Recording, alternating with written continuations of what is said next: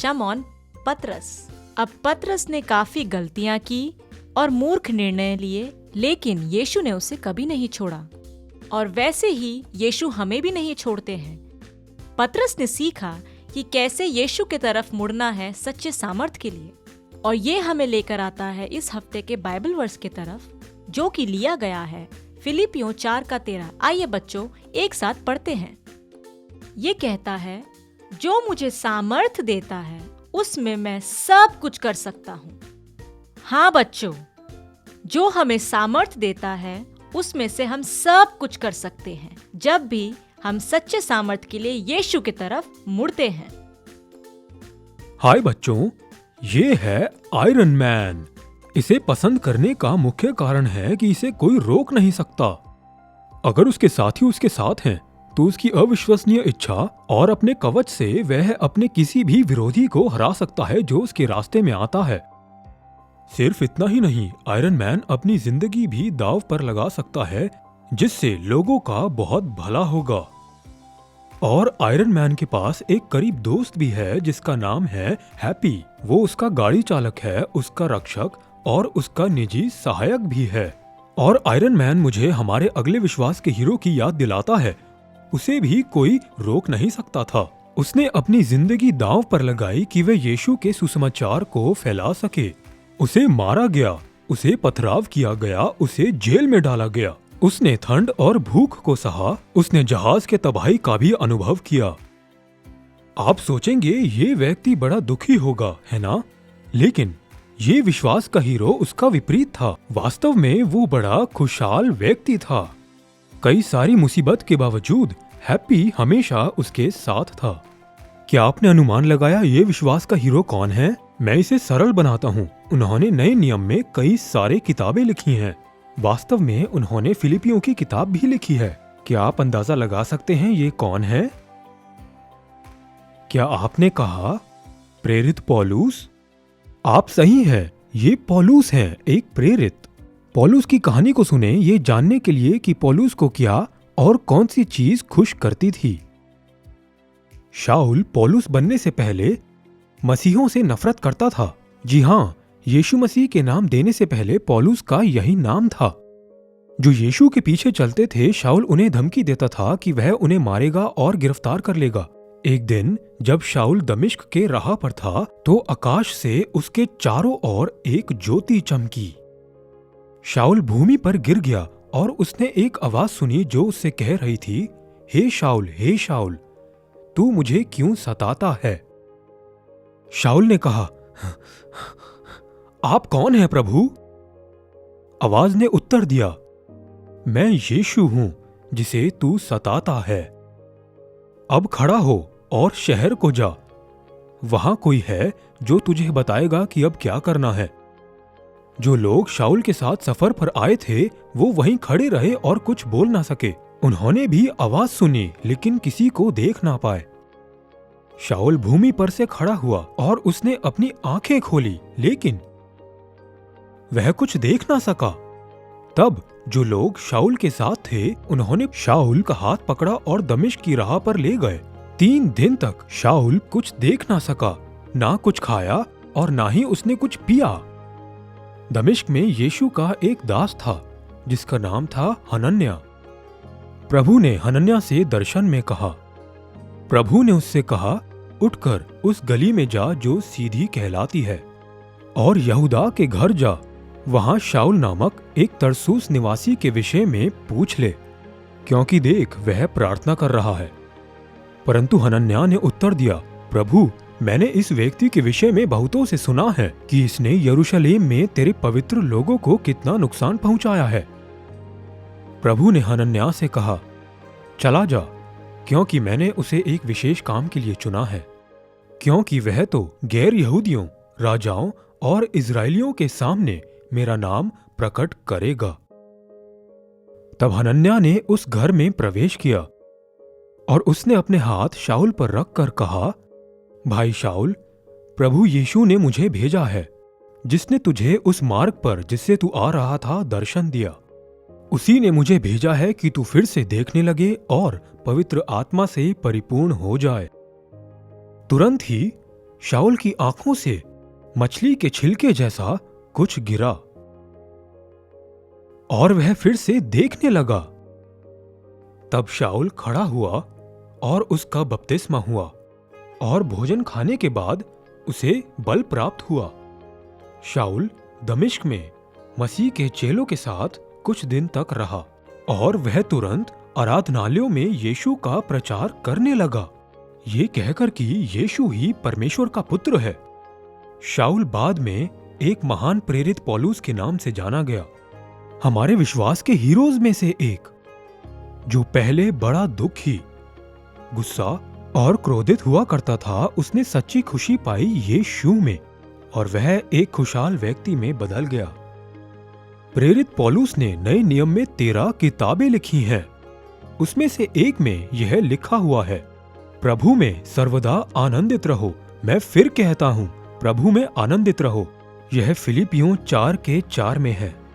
तो पौलुस ने सीखा कि सच्ची खुशी यीशु को जानने से आती है। ये आपके दुश्मनों से छुटकारा पाने के बारे में या एक धार्मिक शिक्षक के रूप में इज्जत पाने के बारे में नहीं है, परंतु यीशु को जानने के बारे में है। इसलिए इस हफ्ते का बाइबल मेमोरी वर्स हमें बताता है भजन संहिता 144:15, क्या ही धन्य है वह प्रजा जिसका परमेश्वर यहोवा है। एक बार फिर मेरे पीछे दोहराएं, क्या ही धन्य है वह प्रजा जिसका परमेश्वर यहोवा है। भजन संहिता 144:15। और ये बाइबल मेमोरी वर्स आपके लिए और मेरे लिए याद रखने के लिए है। तो समझदार बच्चों, क्या आप मुझे ऊंची आवाज में बताएंगे पौलुस को किसने खुश किया? यीशु। जी हाँ, यीशु ने किया और यीशु चाहते हैं कि आप और मैं भी खुश रहें। हम पौलुस से क्या सीखते हैं? पौलुस के जैसे हमें जानने की जरूरत है कि सच्ची खुशी यीशु को जानने से आती है। आइए सीखते हैं पौलुस ने उन खुशियों को कैसे बांटा जो उसने यीशु से पाई थी। खुशी का अर्थ है शुभ संदेश को बांटना। प्रेरितों के काम के 13 अध्याय के 49 से 52 वचन में हम देखते हैं कि कैसे पौलुस और बरनबास ने शुभ संदेश को लोगों के बीच में बांटा और प्रभु का वचन हर एक जगह में फैलने लगा और चेले लोग पवित्र आत्मा के आनंद और पवित्र आत्मा में भरने लगे। हमारा आनंद जो यीशु के प्रेम से है फैलता है सुसमाचार को बांटने से। यह ठीक नहीं है कि परमेश्वर का आनंद हम अपने तक ही सीमित रखें। परमेश्वर चाहता है कि हम उसके प्रेम को दूसरों तक बांटें। जब हम अपना आनंद बांटते हैं तो हम परमेश्वर के प्रेम का शुभ संदेश भी बांटते हैं। परमेश्वर ने पौलुस को कहा कि वह परमेश्वर के प्रेम का शुभ संदेश लोगों तक पहुंचाए, इसलिए वह गया और उसने प्रचार किया और यह सुनिश्चित किया कि लोग समझे कि सच्ची खुशी सिर्फ यीशु मसीह से ही आती है। अभी हम पूरे संसार की सैर तो नहीं कर सकते हैं, लेकिन हम परमेश्वर के प्रेम का सुसमाचार अपने परिवार और अपने दोस्तों के साथ बांट सकते हैं जहाँ कहीं भी हम हैं। मैं बहुत खुश हूँ कि पिछले साल अगस्त के महीने में मैं सारा और उनके 2 बेटों से मिली। मैंने उनसे परमेश्वर के शुभ संदेश को बांटा और उनकी जरूरत पूरी की। उसने जाना कि उसके दोनों बेटे कलीसिया में अपना योगदान दे रहे थे और कलीसिया के ट्यूशन के द्वारा बहुत कुछ सीख रहे थे। हमारे कलीसिया के सदस्यों ने मिलकर यह निर्णय लिया कि इनके घर को नया किया जाए ताकि इनके बच्चों के पास खुद के पढ़ने के लिए व्यक्तिगत स्थान हो। उन्होंने अपने छोटे बेटे का जन्मदिन भी बनाया, खूब सारे गुब्बारे और तोहफे के साथ। और सारा ने हमसे कहा कि उसने अपने जीवन में इतना आशीषित और प्रेम कभी भी पहले महसूस नहीं किया था। और अब सारा और उसके 2 बेटे हमारे कलीसिया में आते हैं। प्रभु की स्तुति हो। तो बच्चों, आप जाने कि इससे कोई फर्क नहीं पड़ता कि आप कितने बड़े हैं या कितने छोटे हैं, लेकिन आप भी जा सकते हैं और परमेश्वर के प्रेम के शुभ संदेश को बांट सकते हैं।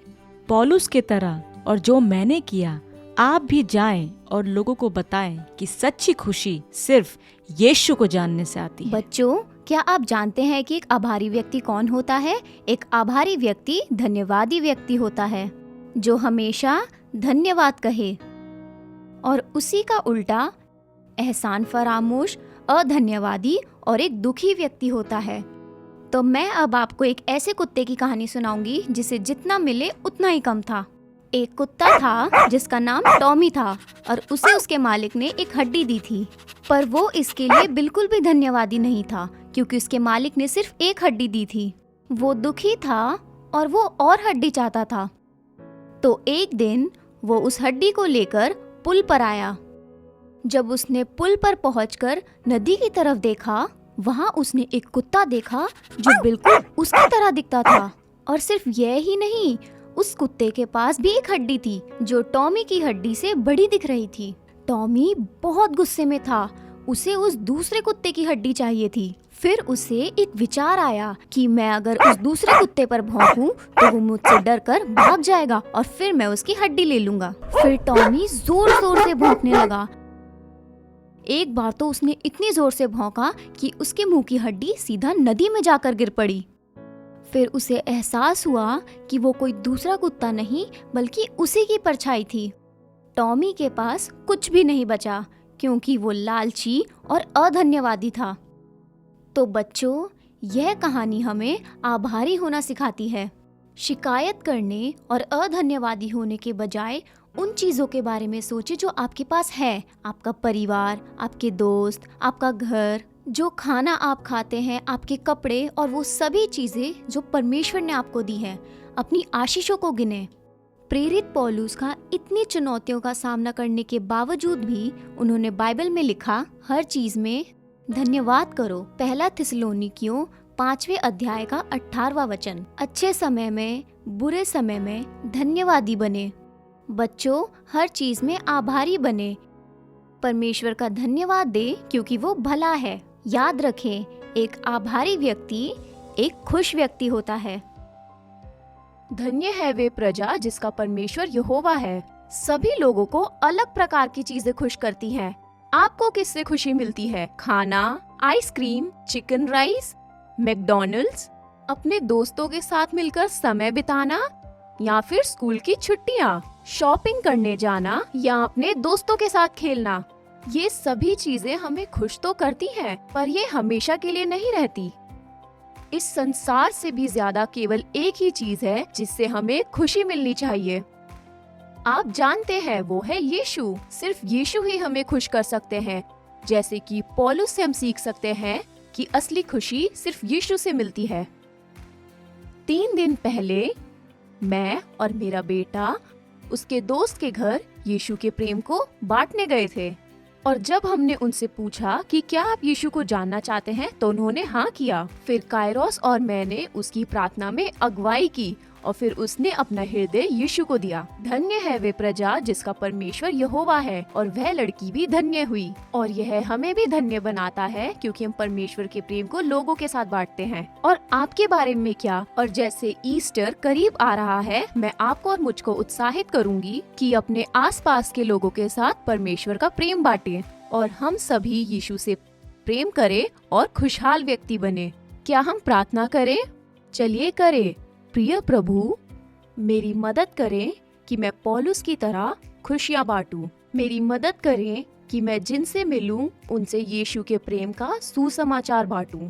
मैं हर चीज में धन्यवादी और आभारी होने का चुनाव करूं। मेरी मदद करें कि मैं याद रखूं कि असली खुशी आपको जानने से ही मिलती है। यीशु के नाम में आमीन। माता पिता और बच्चों, हार्वेस्ट किड्स ऑनलाइन देखने के लिए एक बार फिर धन्यवाद। पौलुस की तरह हमें जानना है कि सच्ची खुशी आती है यीशु को जानने से। और हाँ, याद रहे, हार्वेस्ट किड्स यूट्यूब चैनल को फॉलो, लाइक, शेयर और सब्सक्राइब करना ना भूलें। हम आपसे मिलेंगे अगले हफ्ते।